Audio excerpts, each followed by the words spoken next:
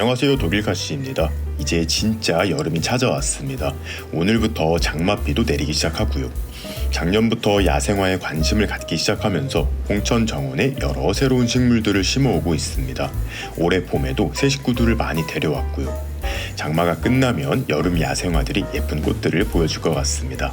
그래서 오늘은 처인 원예종묘와 함께 예쁘고 키우기 쉬운 신품종 야생화 6종을 소개해 보려고 해요. 하위 품목까지 하면 총 22종의 식물들인데, 오늘 소개하는 식물들은 정원에 심어도 좋지만 베란다에서 화분에 심어 키우기 쉬운 종류들이에요. 요즘 야생화에 관심을 가지시는 분들이 많아지셨는데, 야생화에 대한 설명도 들어보시고 일주일간 10% 할인 판매 행사도 진행할 예정이니 관심 있게 봐주세요. 영상 아래 더보기란과 고정 댓글에 적어놓은 스토어 링크를 클릭하시면 구입하실 수 있습니다. 그럼 바로 야생화 구경 시작하도록 하겠습니다.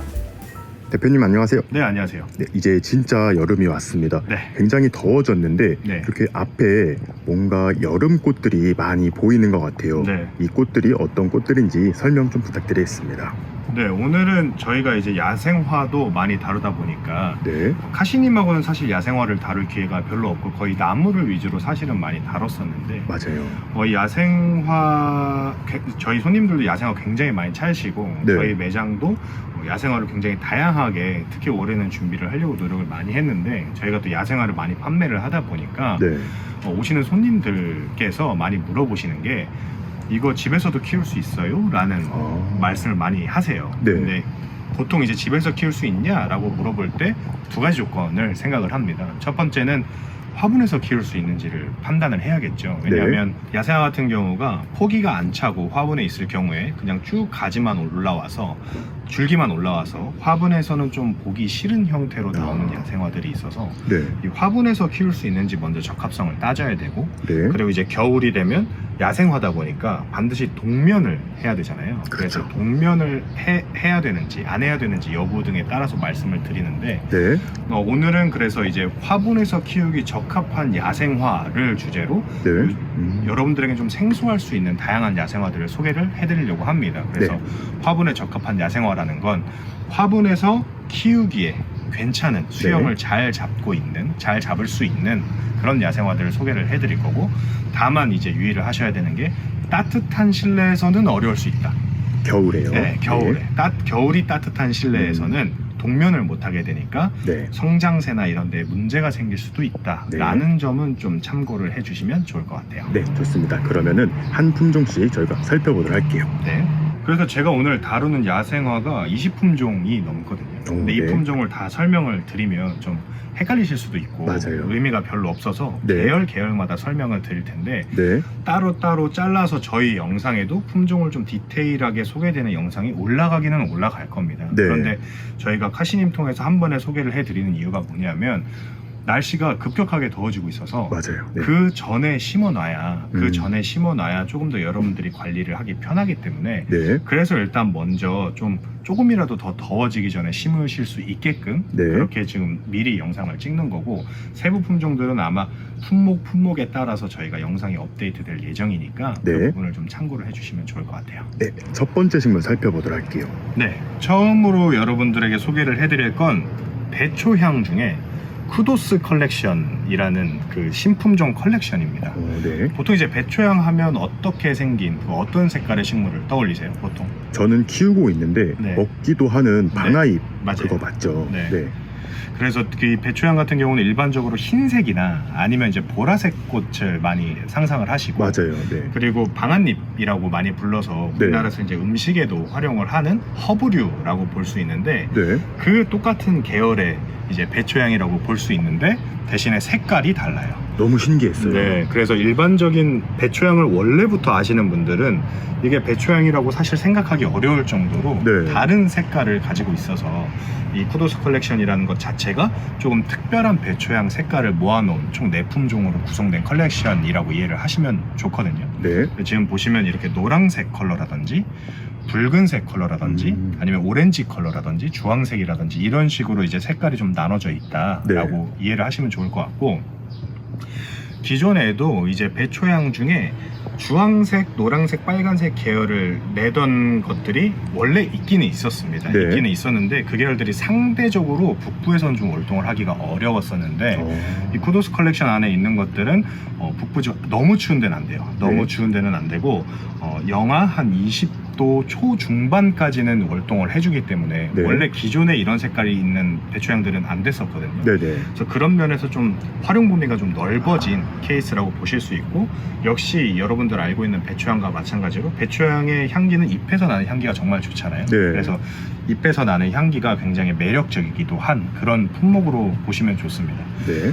다만 이제 여러분들에게 좀 당부를 드리고 싶은 점은 이 방아잎으로 해서 식용으로 굉장히 많이 활용을 하는데 네. 같은 계열이에요. 히솝이라고 하고 네. 또 코리안 민트라고 해서 같은 계열인데 이 품종은 원예용을 위해서 개발이 된 거고 애초에 식용으로 테스트를 한 뭐 그런 경험 자체가 없는 품목들이어서 네. 그러니까 식용으로 활용할 수 있을지 없을지는 모릅니다. 몰라서 네. 활용을 저는 안 하셨으면 하는 바람이 있죠. 네. 두 번째 식물 한번 살펴보도록 하겠습니다. 네, 이제 다음은 베로니카입니다. 이 베로니카라는 게 저는 잘 알려져 있다고 생각했는데 네. 의외로 조금 생소하게 받아들이시는 분들이 있더라고요. 우리나라 야생화 시장에서는 꼬리풀 또는 이제 긴산 꼬리풀이라고 이제 유통이 많이 되던 네. 그런 식물들이고, 이 베로니카 같은 경우는 사실 이제 야생화 중에 여러분들 아시겠지만 스파이크 형태라고 우리가 보통 표현을 하는데 이렇게 길쭉한 형태로 꽃을 피우는 야생화들이 꽤 덜어 있어요. 네. 제가 앞에 소개를 해드렸던 배초향도 그렇고요. 네. 아니면 뭐 러시안 세이지라든지 아니면 라벤더라든지 이렇게 음. 스파이크형으로 꽃을 피우는 야생화들이 꽤 덜어 있는데 네. 제가 생각하기에 이 베로니카는 그런 스파이크형의 야생화 중에 가장 꽃이 단단하고 그리고 꽃의 색감이 어떻게 보면 가장 인위적일 정도로 선명한 것이 가장 큰 장점이라고 생각하는 게 바로 이 베로니카입니다. 네. 그래서 여러분들 이런 원추형으로 나오는 것들 많이 아시는데 이 원추형으로 나오는 것들이 대부분 이제 하늘하늘 거리는 매력을 가지고 있다 보니까 네. 그런 거 말고 조금 더 진하고 단단한 느낌의 화형을 보고 싶었던 그런 분들에게는 특히 권할 수 있는 그런 계열의 야생화라고 볼 수 있고, 또 네. 지금 보시는 것처럼 줄기가 굉장히 직립을 해요. 이런 식으로 하늘 향해서 빳빳하게 서주는 네. 이런 성질이 있어서 화분에서 키웠을 때도 알맞은 화형을 보기가 네. 그리고 알맞은 수형을 연출하기가 굉장히 좋은 그런 컬렉션이죠. 네. 그래서 특히 이제 이번에 베로니카 중에 저희가 준비한 컬렉션은 퍼스트 컬렉션이라고 해서 5가지 품종이 있고 네. 그 안에 보라색 또는 약간 푸른색 아니면 흰색, 연분홍색, 분홍색 이렇게 색깔별로 조성이 되어 있는데 네. 사실은 지금 보시다시피 굉장히 올바르게 수영을 완전 직립성으로 잘 잡아주고 있고 요거 하나당 꽃이 하나씩 핀다고 생각하시면 되거든요. 네. 이렇게 중간마다 줄기 하나마다. 그래서 화분에서 키웠을 때 특히 예쁘게 볼 수 있는 그런 야생화가 아닐까라는 생각이 듭니다. 다만 이제 여러분들에게 말씀드리고 싶은 건 대부분 이런 원추형의 꽃을 갖고 있는 야생화들은 라벤더나 배초향처럼 보통 이제 허브의 향을 가지고 있는데 네. 이건 꽃이나 잎의 향이 그렇게 강하지는 않아요. 향이 거의 없다고 봐야 되니까 향은 부족한 대신에 미관적으로 훨씬 더 뚜렷한 색감과 그리고 단단한 수형 또는 화형을 가지고 있다 정도로 이해를 해주시면 좋을 것 같아요. 네. 혹시 이 베로니카들은 네. 이제 심으면 올해 바로 꽃을 볼 수가 있을까요? 네, 지금 벌써 이제 꽃대가 서서히 조금씩 형성이 되는 걸 보실 수 있고, 네. 다만 원래 이제 꽃 기장이 굉장히 긴 편인데 네. 어린 개치일 때는 그 꽃 원래 꽃 기장 모습까지 그렇게 나오는 편은 아니에요. 아, 꽃이 상대적으로 좀 작을 수는 있다라는 네. 점은 좀 인지를 하고 가시면 좋을 것 같습니다. 세력이 커지면 꽃도 같이 커진다는 말씀이시죠? 맞아요. 네. 세 번째 식물은 저도 조금 네. 의아했던 식물인데요. 네. 어떤 식물일까요? 이건 제라늄입니다. 제라늄이라고 하면 여러분들이 이제 기본적으로 떠올리는 식물들이 있는데 네. 제가 이 질문 정말 많이 받고 특히 저희 채널에서 이 제라늄을 크고 작게 조금씩 다룬 적이 있었는데 네. 그때 항상 이 똑같은 설명을 미리 하고 시작을 해야 네. 이제 아무래도 유튜브를 보시는 분들이 혼동이 없더라고요. 네. 그래서 정확히 얘기하면 이 제라늄은 여러분들이 알고 계시는 그 제라늄과는 다른 식물입니다. 우리나라에서는 이제 쥐손이풀이라고 많이 부르고 특히 네. 야생화 시장에서 저렴한 식물 같은 경우에는 청화쥐손이라고 해서 네. 꽃이 조금 더 작은 그 야생화가 굉장히 인기가 많은데 네. 그 계열이에요. 근데 그 계열 쥐손이풀의 학명이 제라늄이고요. 네. 여러분들이 흔히 아시는 그 제라늄의 학명은 페라고늄이죠. 근데 이 페라고늄의 영명이 또 제라늄이에요. 맞아, 좀 그렇다 헷갈리네요. 보니까 충분히 헷갈릴 수 있는. 네. 그러니까 사실은 그게 제라늄이 맞아라고 해도, 페라고늄이 제라늄이 맞아라고 해도 전혀 틀린 말이 아닌데, 네. 저희는 보통 이제 학명으로만 구분을 하다 보니까 네. 제라늄이라고 표기를 하고 있고, 네. 일부 업체에서는 그래서 이제 구분하려고 숙근 제라늄이다, 아. 야생화 제라늄이다, 네네네. 야생 제라늄이다, 이런 식으로 이제 표기를 하기도 합니다. 네. 그래서 기본적인 그 페라고늄이라고 하는 여러분들 잘 아시는 제라늄하고는 완전히 다른 식물이니까 네. 그 부분에 대해서는 좀 혼동이 없으셨으면 좋겠고, 네. 우리나라에서는 굉장히 적게 정원에서 사용되는 반면에 유럽에서는 굉장히 대중화된 게 바로 이 쥐소니 제라늄 계열들이에요. 네. 왜냐하면 기본적으로 이파리가 가진 좀 특성도 있고, 네. 위로 자라기보다 옆으로 퍼지는 성질이 땅에 심으면 훨씬 강하다 보니까 네. 낮고 덤불처럼 낮게 야생화를 형성을 하기 때문에, 그리고 꽃이 지금 이런 식으로 피어 있는데, 네. 꽃이 보통 이제 푸른색이나 보라색이나 아니면 연핑크색 안에서 이제 움직이거든요. 네. 그래서 이 꽃을 보는 매력과 이파리 자체가 좀 동그랗게 형성이 되는 경향이 있어서 그런 식으로 이제 많이 활용이 되고 있는 그런 품목이 바로 이 제라늄이라고 볼 수 있습니다. 네. 그래서 이 제라늄은 특히 복합 정원을 식재를 할 때, 여러 수종을 심을 때 맨 네. 앞쪽에, 제 사람 앞쪽에 네네. 알아서 수영을 좀 동그랗게 잡아주면서 꽃도 예쁘게 피워주니까 그런 데다가 활용을 하기 굉장히 좋은 식물이에요. 그래서 사실은 이 꽃이 눈으로 보이는 사진, 꽃 사진으로는 다 알 수 없는 네. 정원 소재로서의 가치가 굉장히 뛰어난 식물이어서 세계적으로는 굉장히 널리 쓰이고 있는 그런 품목이다라는 걸 이해를 해주시면 좋을 것 같고,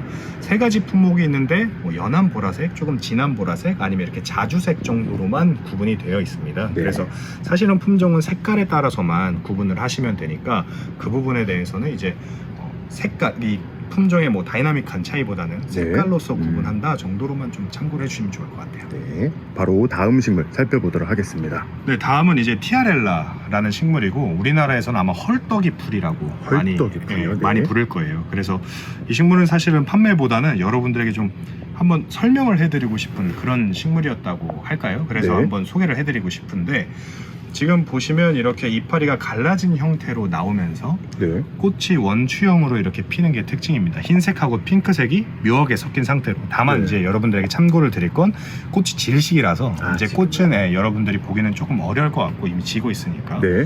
다만 그럼에도 불구하고 이 식물 왜 소개를 해드리고 싶었냐 하면, 이 식물은 휴케라와 굉장히 닮아 있는 식물이에요. 네. 지금 보시면 이 제 기준으로 왼쪽에 있는 게 휴케라인데, 이 휴케라와 거의 비슷한 느낌을 많이 가지고 있는, 사실은 육안으로 보면 좀 다른 것 같은데 라고 느낄 수도 있지만 네. 굉장히 닮은 점이 많아서 이 휴케라와 티아렐라를 교잡을 하기도 합니다. 교잡을 해서 네. 꽃은 티아렐라가 더 예쁘거든요. 맞아요. 꽃은 티아렐라가 더 예뻐서 티아렐라의 꽃을 유지를 하면서, 네. 그러면서 이파리는 휴케라의 그 알록달록한 컬러감을 가지고 갈 수 있게끔 네. 이렇게 해서 이제 휴케렐라라는 품종이 나오기도 해요. 네. 그래서 이렇게만 뚝 떨어뜨려 놓고 보면 완전히 다른 식물처럼 보이지만 다 삭시프라가라고 해서 범의 귀과에 같이 범의 귀과. 속하는 식물이라 교잡을 통해서 이제는 휴케렐라라는 식물도 나오고 있어요. 네. 조금 이제 눈썰미가 좋으신 분들은 이거 휴케라랑 굉장히 비슷하네요 라는 말씀을 꽤 하시거든요. 네. 그래서 그런 분들을 위해서 한번 설명을 드리고 싶었고, 특히 이제 휴케렐라라고 이제 개량이 된 품종들 같은 경우에는 이렇게 완전히 넓은 형태의 휴케라 이파리가 아니라 네. 이렇게 훨씬 더 갈라진 형태로 이파리가 형성이 됩니다. 그래서 여러분들이 만약 휴케라 키우고 계시는데 이게 일반적인 휴케라처럼 넓지가 않고 잎이 갈라진다 하면 그 식물은 휴케렐라일 확률이 높아요. 네. 그리고 여러분들도 잘 아시겠지만 이 휴케라는 따뜻한 지역에서는 상록성을 유지하는, 그러니까 반상록성 식물이거든요. 네. 날씨가 따뜻하면. 이 티아렐라도 마찬가지예요. 이 티아렐라도 날씨가 아주 따뜻한 곳에서는 이파리를 상록으로 유지를 하니까 휴케라와 굉장히 닮은 점이 많은 식물이다 라고 볼 수 있고, 저희가 꽃이 졌는데도 지금 소개를 해드리는 또 하나의 이유는 뭐냐면, 이게 보통 한 3월 말 4월 초쯤부터 저희 매장에 계속 진열이 돼 있었을 텐데 네. 꽃이 피고 그 꽃을 유지하는 기간이 굉장히 길더라고요. 한 2달 이상 네. 네, 유지가 되면서 이 꽃 색깔도 지저분하게 변색이 되는 게 아니라 특히 이제 하얀색 꽃은 지저분해지는 순간에 굉장히 보기가 좀 싫어지는 면이 그렇죠. 있는데 꽃 색깔도 굉장히 깔끔하게 개화 기간 동안 유지를 하고 있어서 네. 여러분들에게 한번 소개를 해드리고 싶었던 그런 품목입니다. 그런데 이제 저희가 이제 티아렐라 두세 품종 정도가 있는데 이 품종이 사실은 꽃이나 이런 데 엄청 다이나믹한 차이가 있는 건 아니고 네. 이파리의 형태만 약간 차이가 있으니까 네. 그 부분만 좀 참고를 해주시면 좋을 것 같아요. 네. 다음 식물은 제가 굉장히 좋아하는 식물이에요. 네. 어떤 식물인가요? 이건 메발톱입니다. 이 메발톱은 사실 그 계열이 워낙 다양하고 네. 그 화형도 워낙 다양하죠. 화형도 워낙 다양한데 최근도 아니에요. 사실은 좀 됐는데 장미 메발톱이라고 해서 겹꽃이고 네. 동그란 형태로 나오는 야생화들 여러분들이 이게 나온 지 꽤 됐는데도 불구하고 여전히 봄에 매장에 있으면 가장 많이 또 집어가시는 품목이 바로 이 장미 메발톱이라고 볼 수 있는데 네. 이 장미 메발톱은 메발톱 계열 중에 불가리스 계열에 속하거든요. 네. 그런데 이 불가리스 계열 안에 있는 것들이 여러분들이 아시는 장미 메발톱이라고 이해를 하시면 좋습니다. 네. 이 품목들도 다 불가리스 계열들이에요. 어... 그런데 여러분들이 꽃 사진을 보다 보면 네. 내가 아는 장미 메발톱이 아닌데 라고 생각을 아마 하실 텐데 네. 왜냐하면 장미 메발톱은 꽃 끝이 동그랗게 겹꽃 형태로 형성을 한다면 네. 제가 오늘 소개하는 6가지 품목 중에 한 품목만 빼고는 다 네. 꽃끝이 뾰족하게 이제 형성이 돼 있단 말이에요. 네. 근데 이것도 역시 불가리스 계열 안에 속하는데 정확히 얘기하면 불가리스 중에 스텔라타 계열에 이제 속해 있습니다. 네. 보통 이제 이 식물을 구분을 할 때 스텔라타라고 얘기를 하는 대표적인 사례가 목련인데 별꽃처럼 꽃 모양이 별처럼 돼 있는 것들을 보통 스텔라타라는 이름을 붙여요. 그 별목련. 맞아요. 그래서 네. 우리가 별목련이라고 부르는 것도 네네. 매그놀리아 스텔라타로 구분을 하거든요. 네네네. 마찬가지로 이 메발톱도 이 장미 메발톱, 그러니까 불가리스 계열 중에 스텔라타라고 따로 네. 이제 하위 분류를 만들어서 꽃끝이 좀 뾰족뾰족하게 별 모양인 것들을 따로 구분을 해놨다라고 이제 이해를 하시면 좀 쉬울 것 같아요. 네. 그런데 꽃끝이 둥근 이제 이런 겹꽃 장미 메발톱 같은 경우는 여러분들이 이미 시중에 굉장히 저렴하게 유통이 되기도 하고 네. 많이 보셨을 텐데 이 꽃끝이 뾰족한 스텔라타 계열의 별꽃 겸 메발톱 계열들은 여러분들에게는 아직 좀 생소한 식물들이어서 네. 여러분들에게 한번 소개를 해드리고 싶었습니다. 총 6가지 품종 중에 한 가지는 그냥 불가리스고요. 네. 나머지는 이제 불가리스 스텔라타 별꽃 계열에 속하니까 꽃의 모양이나 컬러를 보시고 기호에 맞게 선택을 해주시면 좋을 것 같아요. 네. 그리고 제가 알기로는 이 메발톱들이 씨앗으로 발아한 다음에 네, 한 번의 겨울을 거쳐야지 꽃을 피운다고 알고 있거든요. 네 맞습니다. 얘네들은 몇 년생으로 보면 될까요? 이것도 역시 씨앗으로 기반이 된 거라서 네. 그리고 메발톱이 이미 꽃 피는 시기가 이미 지났잖아요. 그렇죠. 사실은. 네. 그래서 올해는 꽃을 피우기 어려울 수 있다. 네. 노지에 심으시든 월동 잘하니까 노지에 네. 심으시든 아니면 화분에 심으시더라도 올해는 충분히 뿌리를 크게 만드는 네. 데에 이제 주 목적을 두시고 그 다음 해에 이제 꽃을 예쁘게 보셔야 한다라는 점을 꼭 이해를 해주십시오. 네. 오늘의 마지막 식물입니다. 제 눈에는 굉장히 많이 익어 있는 식물이거든요. 네, 네. 어떤 식물일까요? 이거 금계국입니다. 네. 의외로 금계국이라고 얘기를 하면 네. 그게 뭐지라고 생각하시는 분들이 상당히 많은데 네. 딱 요맘때쯤에 특히 남부지방 돌아다니시다가 네. 키가 한 80에서 1m, 낮게는 한 60에서 1m 사이로 노란색 꽃이 만개해 있다 네네. 하면 거의 100% 금계국일 확률이 높아요. 그만큼 우리나라에서 굉장히 흔한 식물이고 그만큼 강건한 식물이기도 한데 네. 그 금계국을 개량해서 나온 게 바로 이 솔라 컬렉션, 제 앞에 있는 식물들입니다. 네네.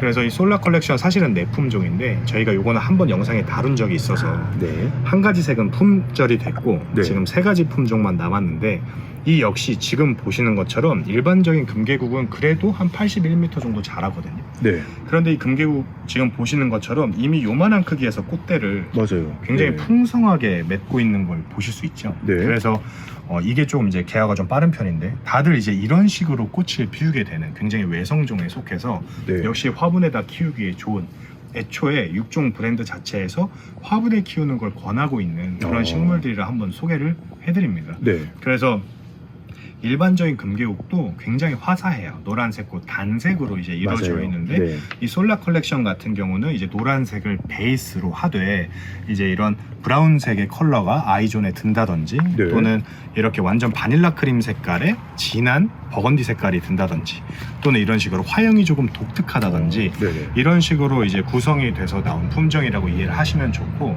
일반적인 금계옥보다 키가 거의 반 수준으로 작은데 일반적인 금계옥보다 꽃은 한 30% 정도 큽니다. 네, 그래서 화분에서 심었을 때 굉장히 예쁘게 볼 수 있는 그런 식물들이고, 금계국 야생화 매니아분들 잘 아시는 것처럼 키우기가 워낙 쉬워요. 키우기가 네네. 워낙 쉬워서 우리나라의 덥고 습한 환경이 됐든 봄에 가무른 환경이 됐든 겨울에 추운 환경이 됐든 가리지 않고 정말 잘 자라는 식물이니까 한 번쯤은 여름꽃이 좀 부족하다 내 네. 정원에, 또는 노란색 계열의 꽃이 좀 부족하다 하시는 분들은 아마 심으셔도 좋지 않을까 싶어요. 네. 이렇게 저희가 6가지의 식물을 한번 알아봤는데요. 네. 얘네들이 노지에서도 다 잘 키울 수 있는 식물이잖아요. 그렇죠. 네, 혹시 정원에다가 이 식물들을 가꿀 때 혹시 유의해야 할 사항도 있을까요? 가장 어떻게 보면 당연한 얘기이기도 한데 가장 많이 이제 범하는 실수 중에 하나가 정원사들이 지금 이렇게 식물이 보이는 대로 네, 이 간격대로 심으면 문제가 됩니다.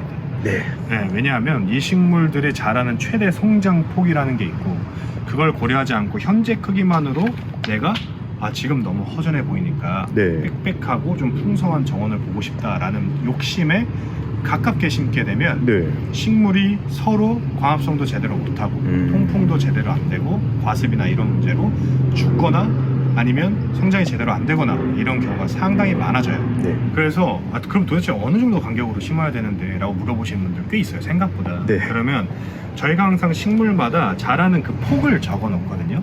네, 예를 들어 폭이 1m 큰다고 가정을 하면 네, 그 폭의 70%에서 80% 간격으로 심으면 괜찮고요. 네. 예를 들어 1m 자란다 그러면 70에서 80cm 간격으로 심으면 괜찮아요. 네, 그리고 1m 간격으로 심어도 내가 충분히 시간을 가지고 기다릴 수 있다면 역시 괜찮습니다. 네, 그러니까 그렇게 좀 식재 간격을 계산을 하시면 좋을 것 같아요. 그리고 지금 보시는 것처럼 지금은 몸살을 많이 하는 시기입니다. 햇빛이 워낙 뜨거운 시기라서 오히려 네. 장마가 되면 좀 괜찮은데 네, 네. 햇빛이 너무 뜨거울 때는 바로 이식을 해서, 특히 뿌리를 터시는 분들, 뿌리를 터서 심었을 때는 이 식물이 바로 꼬꾸라지거나 이런 경우가 맞아요. 있어요. 네네. 그걸 방지를 하려면 지금 이 정도의 뿌리가 돈 상품들 같은 경우에는 뿌리를 안 털어도 됩니다. 그대로. 안 털어도 돼요. 안 털고 그냥 심거나 또는 털고 심을 경우에는 꽃대가 꺾이더라도 물을 주면 살아나니까 네. 그 부분을 걱정을 안 하셔도 되고요. 대신에 배추형처럼 꽃이 피고 있는 것들은 그 꽃은 못 볼 수 있다라는 점 반드시 이해를 하셔야 되고요. 가능하면 이른 아침이나 늦은 오후에 심어주시는 게 좋고, 물을 굉장히 많이 처음 심었을 때 흠뻑 주셔야 한다라는 걸 기본 베이스로 해야 되고, 만약 예를 들어서 아무리 관리가 편한 야생화라고 할지라도 또는 네. 나무라고 할지라도 3월에 심어서 네. 순이 트기 직전 또는 순이 막 트고 나서 심으면 심을 때만 물을 주면 사실 물을 안 줘도 되는 게 대부분인데, 네, 좋은 식물들 같은 경우에는. 그런데 아무리 그런 식물들이라도 지금 심었을 때는 뿌리가 토양에 깊이 박아 있질 않기 때문에 수분을 공급하는데 한계가 있잖아요. 네. 그래서 일주일에 두세 차례 또는 세네 차례 정도 잎이 마르고 있는지 끝이 말리진 않는지를 확인하시고 물을 계속 주려는 노력을 하셔야 됩니다. 안 네. 그러면 정상적인 성장을 못할 수도 있어요. 네. 우리가 완전히 흙에 활착할 때까지는 맞아요. 물을 좀 줘야 된다는 말씀이시죠? 그러니까 올해 추석까지는 어느 정도 좀 세심하게 지켜봐 주셔야죠. 왜냐하면 1,000원, 2,000원짜리 야생화가 아니라 10,000원이 넘는 야생화들이 대부분이니까. 네.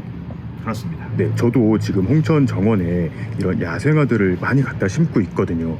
사실 저도 야생화에 대해서 많이 알지는 못했는데 오늘 영상이 좀 다른 구독자분들께도 많은 도움이 될 것 같습니다. 네. 오늘도 좋은 말씀 해주셔서 너무 감사드립니다. 고맙습니다. 네.